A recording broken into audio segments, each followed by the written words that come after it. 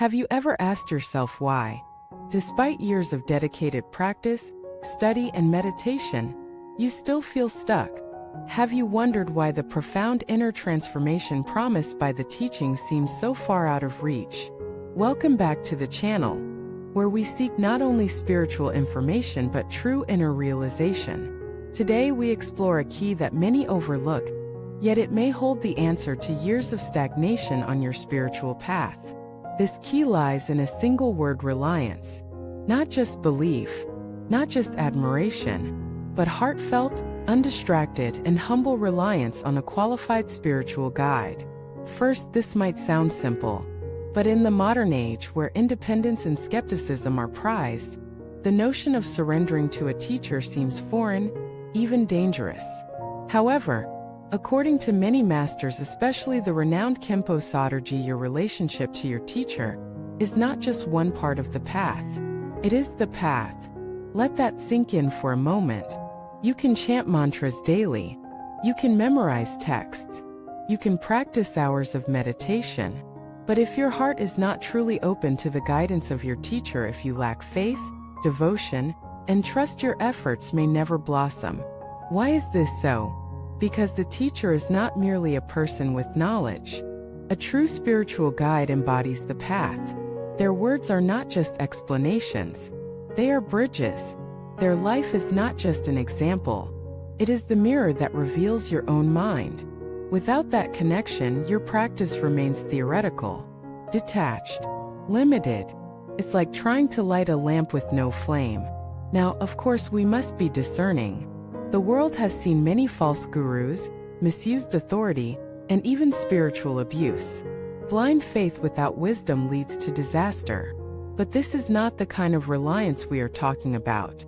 We are speaking of the sacred bond described in the Vajrayana tradition, where the student sees the teacher not as a flawless deity, but as the perfect reflection of their own highest potential.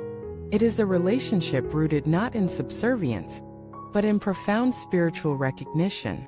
Khenpo Soterji often emphasizes this point. He teaches that many practitioners stagnate because they maintain an outer connection to the teacher, but inwardly continue to judge, resist, or remain aloof. They may respect the teacher's wisdom, but they keep their hearts guarded. And as long as that wall remains, realization cannot penetrate. This is the subtle poison of ego on the path. It doesn't always show up as arrogance. Often it hides behind independence. I'll figure it out myself. I don't need a guide. I'll take what's useful and leave the rest. This approach may work in academic study or business, but it fails in spiritual transformation. Why? Because awakening is not accumulation. It is surrender. Not in the sense of weakness, but in the sense of opening completely to something greater than your conceptual mind. And the teacher, when properly understood, is the living door to that opening. Let us hear a story. There was once a diligent student who read every scripture, practiced every ritual, and mastered every theory. Yet his mind remained restless. He could not grasp the truth beyond the words. Frustrated, he asked his teacher, "Why have I not realized the nature of mind?" The teacher said, "Because you are still holding on to the belief that realization belongs to you." And there it was.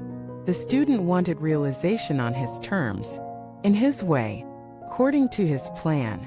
But truth is not owned. It is received. And often, it is the teacher's presence, not their words, that breaks the mind open. One look, one silence, one gesture, if your heart is ready, can do more than a lifetime of study. But the heart must be ready. And readiness in the path of Dharma is defined by humility and devotion. Now some may object. Isn't this dangerous? Shouldn't we question authority? Absolutely. Wisdom is essential. A true teacher never demands blind obedience. In fact, the greatest teachers will test you not to control you, but to purify your motivation. They will challenge your pride, confront your doubt, not to belittle but to liberate. And if you pass through those fires with sincerity, your bond becomes unshakable.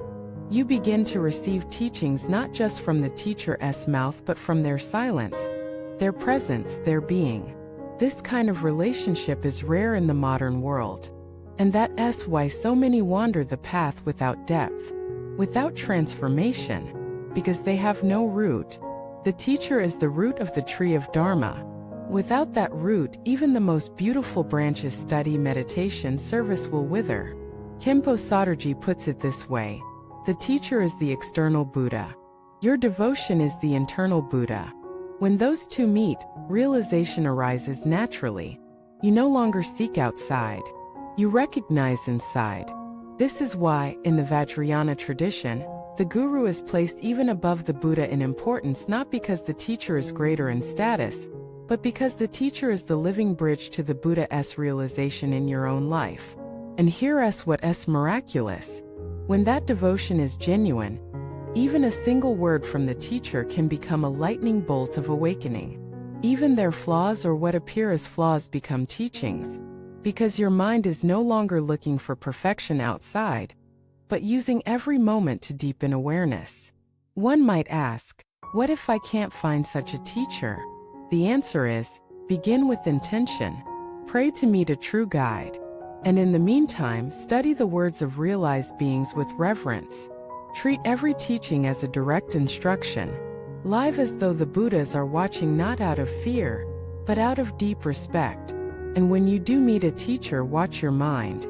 Notice the subtle resistances, the mental critiques, the urge to compare, to measure, to evaluate. Then ask, is this helping me awaken? Or is it my ego protecting its throne? True devotion does not mean turning off discernment. It means turning down arrogance. It means meeting the teachings not just with intellect, but with heart. In the end, the path is simple. You need only 3 things: a true teacher, a sincere heart, and steady effort. Without the teacher, the path is dark. Without devotion, the heart is closed. Without effort, no seed can grow. But when all 3 come together, miracles happen. Thank you for watching this video. If you've struggled to find depth in your practice, consider the nature of your relationship to your teacher or your willingness to find one. Share your experiences below. Let us support each other in walking this sacred path with humility and grace. Don't forget to subscribe, like, and continue the journey with us. May all who seek the way find the guide who shows them their true face.